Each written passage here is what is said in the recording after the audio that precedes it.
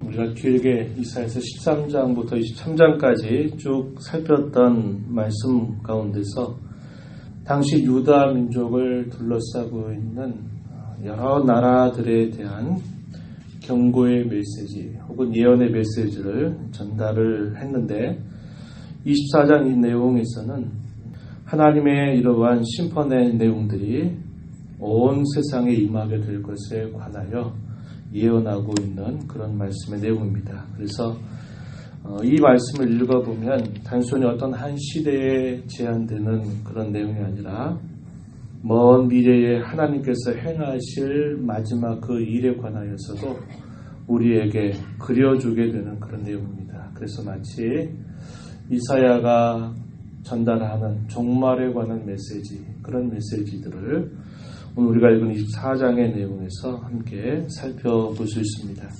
본문 1절부터 13절 이 내용에서는 온 땅에 대한 하나님의 심판이 임할 것에 대해서, 그리고 14절부터 마지막 절 내용에서는 그 심판의 내용이 온 땅에 뿐만 아니라 온 우주에 미치게 될 것을 예언하고 있는 그런 말씀의 내용입니다. 오늘 본문의 말씀에 보면 왜 이 땅에 하나님의 심판이 임하게 되는가?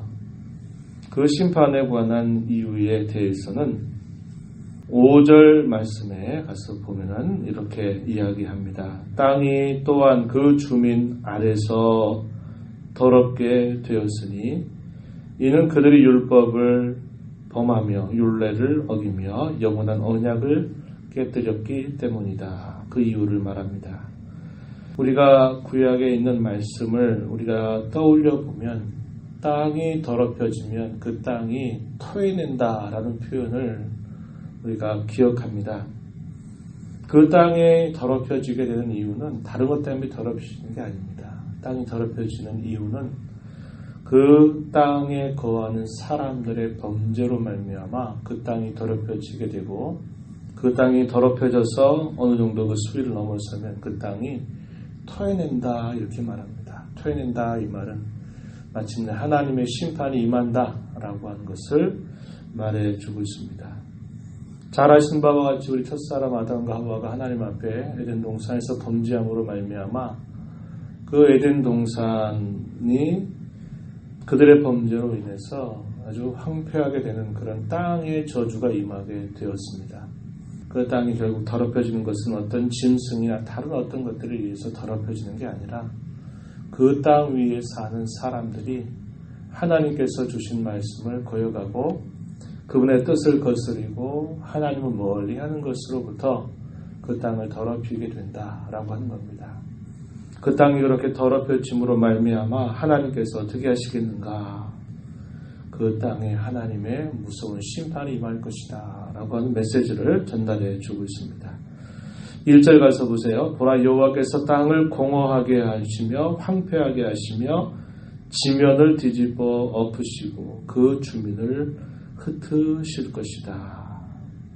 그런 하나님의 심판이 땅에 임하게 될 때 사람들이 어떤 구분을 갖는 것들 아무런 의미가 없게 될 것이다. 그 메시지를 전달합니다. 2절 말씀, 백성과 제사장이 같을 것이고 종과 상전이 같을 것이고 여종과 여주인, 사는 자와 파는 자, 빌려준 자와 빌리는 자, 이자를 받는 자와 이자를 내는 자 다 똑같을 것이다 이렇게 말합니다.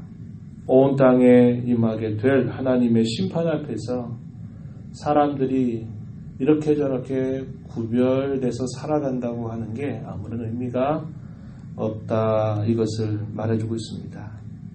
이 땅을 살아가는 수많은 사람들은 어떤 걸 추구할까요? 내가 다른 사람보다는 더 높은 지위에 있기를 소망하고 다른 사람보다 더 많은 걸 누리고자 하는 소망을 가지고 애를 쓰면서 살아가죠. 빌리는 사람보다는 빌려주는 사람이 되기를 원할 것이고 여종이 되기보다는 여주인이 되기를 원할 것입니다. 이자를 내는 사람보다는 이자를 받는 사람이 되기를 원할 겁니다. 그래서 이 땅에서 애를 쓰고 힘써 살아가는 그런 모습들이 있는 겁니다. 그래서 그런 것들을 하게 되면 나는 다른 사람보다 더 훌륭하다라고 하는 그런 것들을 하나의 행복, 하나의 위안, 하나의 자랑거리로 살아가는 그런 삶을 애써가고 있는 겁니다. 그러나 온 땅에 임하게 될 하나님의 심판 앞에서 사람들이 뭔가 좋다고 말하는 것, 수고하고 애쓰고 뭔가를 남겼다고 하는 모든 것들이 다 쓰잘데기 없는 것이다. 이렇게 말해서 그것들이 다 하나님의 심판 앞에서는 헛되다 이 말입니다.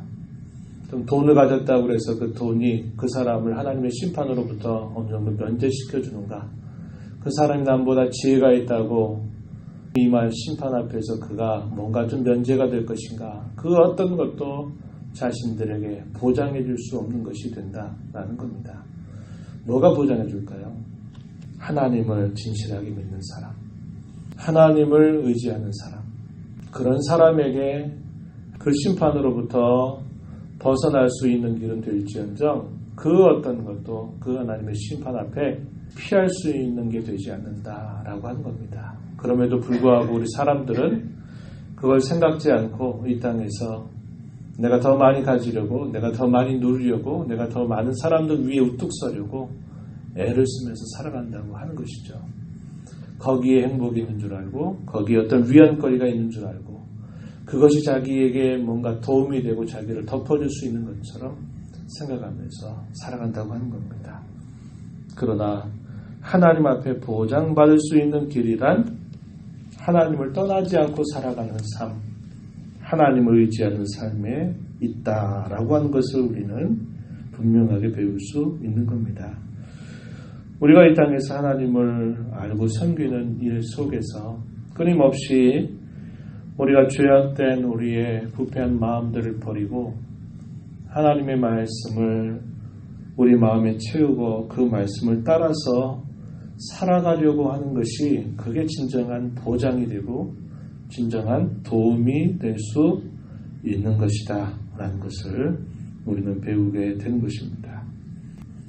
이런 하나님의 심판은 선민이었던 이스라엘 나라 혹은 선민이었던 유다 나라도 예외가 아니라고 하는 것이 우리에게 많은 생각을 해주게 하는 것이죠. 하나님 믿는 백성들에겐 전혀 이러한 심판이 없고 오직 믿지 않는 나라들에게만 있는 것이 아니라고 하는 거예요.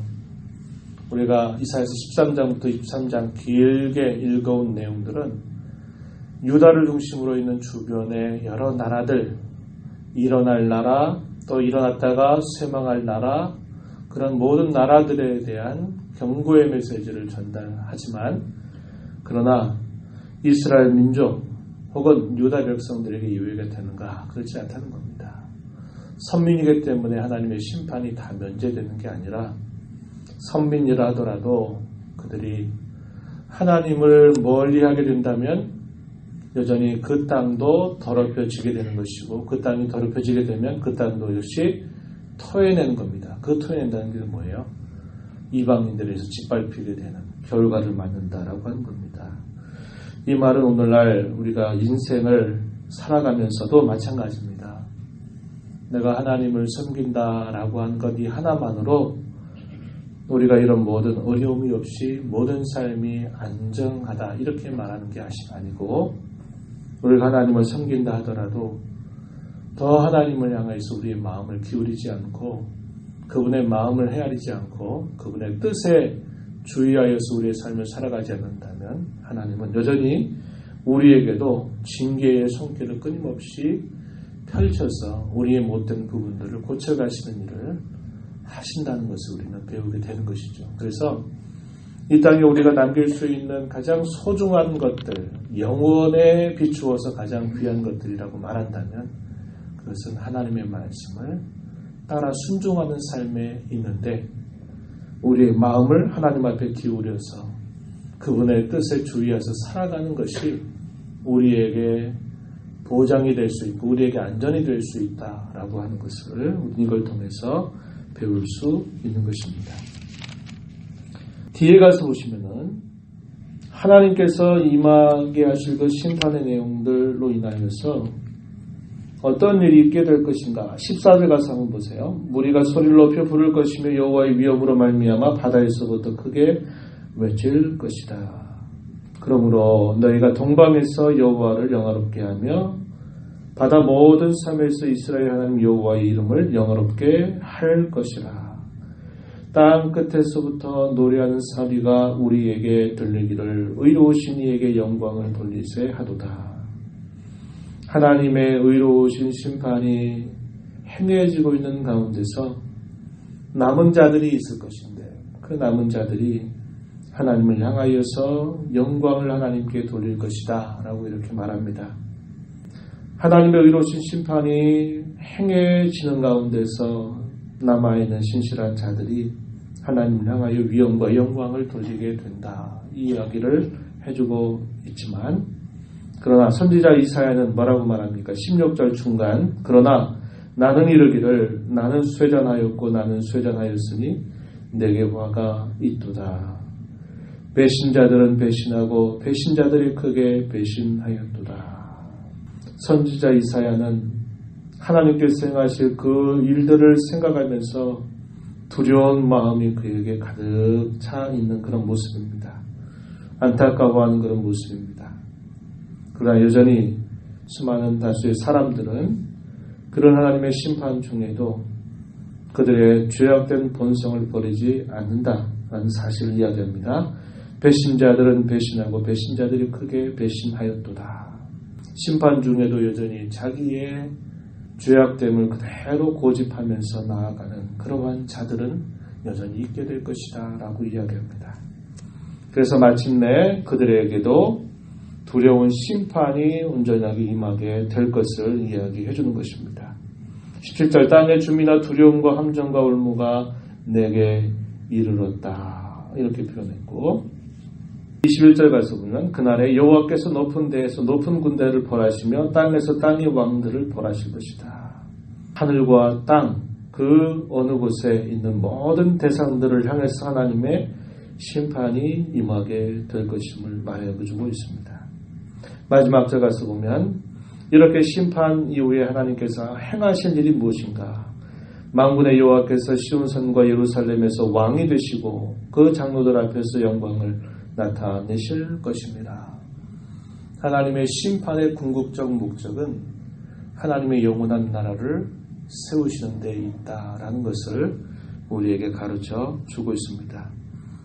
예수 그리스도 안에 있는 사람, 하나님을 늘 바라보고 의지하는 사람에게는 이 두려운 심판이 가려지게 될 것입니다. 그리고 심판 가운데서 그들이 즐거워했던 모든 것들을 다 빼앗기고 그들의 기쁨, 그들의 모든 희락들이 다 사라지게 될 것이지만 그리스도를 신실하게 믿는 사람들에게는 영영한 희락을 띠고 영원히 즐거워할 수 있는 그런 일들이 우리에게 약속되고 있다라고 하는 겁니다. 저와 여러분이 오늘을 살아가면서 여전히 우리가 살고 있는 이 세상은 그 두 가지 면이 드러날 거예요. 하나님을 찾고 바라는 사람이 있고 여전히 끊임없이 일어나는 많은 일들 속에서 어려움 속에서도 자기의 마음을 완고하게 하여서 하나님을 대적한 그런 자들이 있습니다. 우리가 그 많은 사람들과 섞여 살면서 끊임없이 우리의 마음을 하나님께로 향하고 우리가 가진 것, 우리가 누리는 것, 그 어떤 것들을 우리의 피난처처럼 안전처처럼 생각하면서 거기에 우리의 마음 빼앗겨 살지 말아야 할 것이고 오직 우리의 피난처가 되시고 우리의 도움이 되시는 하나님 안에 거하고 그분의 말씀을 우리의 삶에들 치워가는 일들을 가장 존귀한 것으로 여기며 우리의 삶을 살아가야 할 것입니다. 이런 주님의 은혜가 우리 모두에게 함께하기를 진심으로 바랍니다. 하나님 아버지 감사합니다. 이 새벽 시간에도 저희들을 주께로 인도하셔서 함께 말씀을 읽고 듣는 귀한 시간 주신 것 감사합니다.